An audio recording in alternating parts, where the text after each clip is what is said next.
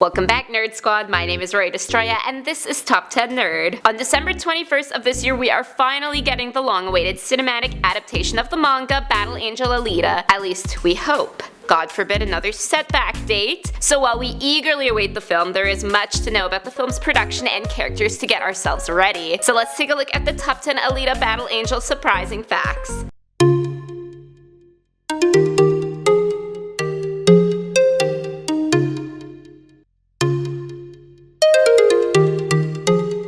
In the number 10 spot, who is Alita? Chances are, if you're here right now, you probably are aware of who and what the titular hero is, but in case not, there's no shame in picking up something new, so we are here to help you with that. Basically, Alita is a cyborg who was found in a dump by her cybermedic, who brought her back to life. She's got amnesia and can't remember anything but the legendary martial art Panzerkunst, and she uses this to become a mercenary, and the rest you will just have to find out on your own. Next at number 9 is why the switch in title. The original manga was called Battle Angel Alita, but the movie title was swapped for Alita Battle Angel. So why the subtle difference? According to co-producer John Landau, he pressured his partner James Cameron to switch it for the sake of Cameron's T and A pattern. That is, the fact that he's almost only done movies that begin with T's and A's. Titanic, Avatar, Terminator, Aliens, and now Alita. In the number 8 spot, the film's technically been in production since 2000. The domain name BattleAngelAlita.com was registered to James Cameron back in 2000, and in 2003 he publicly confirmed that he would be working on a film adaptation, which would be his next film after 2005's Aliens of the Deep, yet another A movie. Then the work was put on hold for Avatar, and before we knew it, after many obstacles and trying to figure out the right technology to make it work,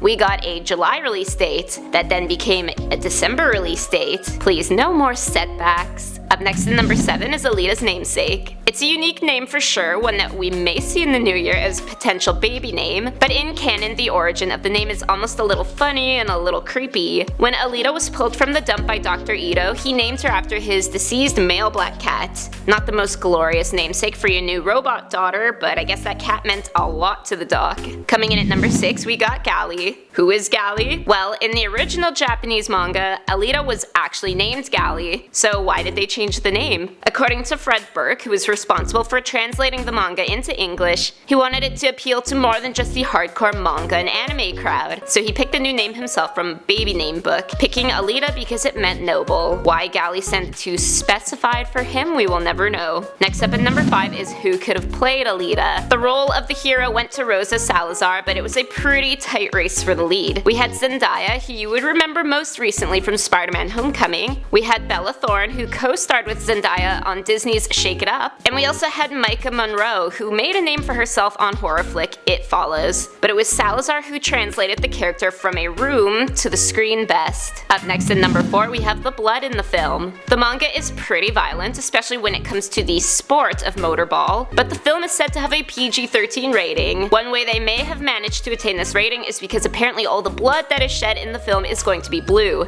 It will be interesting to see if James Cameron sticks to his word, which was made back in 2005. Interestingly enough, blue blood has been used to signify royal nobility, coming in line with the name meaning of Alita. In the number 3 spot, we have an accidental casting call. A little funny mishap to recall. Way back in 2005, a casting call was put out for the role of Alita. In actuality, the casting call was for the movie Avatar, but somebody obviously got confused by the whole A title pattern. Imagine the disappointment when you show up wanting to audition as a cyborg and being told you gotta audition as a blue-skinned humanoid instead. Coming in at number 2 is Alita's phobia. She may be a confident and powerful warrior, but the one thing that gets Alita's heart rate up is the Minhwa-Driaz butterfly. This is a butterfly found in parts of Europe and Asia that is recognizable by its wings' eyelets. Whether her phobia of this particular butterfly will make it onto the big screen is yet to be determined, but it is flaws like these that make a not-so-human character feel a lot more human to us. And trust me, fear of butterflies is nothing to be ashamed of. Yeah, they can be pretty, but just look at those eyes. And speaking of eyes, finally, in the number 1 spot, we got the eye controversy. The biggest bone audiences had to pick with the movie when the trailer came out was with Alita's eye CGI enhancement. What the hell was going on? The eyes were enlarged to give her a less than human feel, as well as depict the anime wide-eyed expressions. But none of the other characters have this feature. We have James Cameron to thank for this. He wanted to recreate the manga feel and have the eyes be huge emotive windows to Alita's human-like soul. Except he forgot to factor in the part where they would come out creepy as hell. So those are the top 10 Alita Battle Angel facts. Let me know in the comment section down below, what movie are you most looking forward to this year? My name is Rory Destroya, thanks for watching, don't forget to subscribe so you never miss another nerdy list.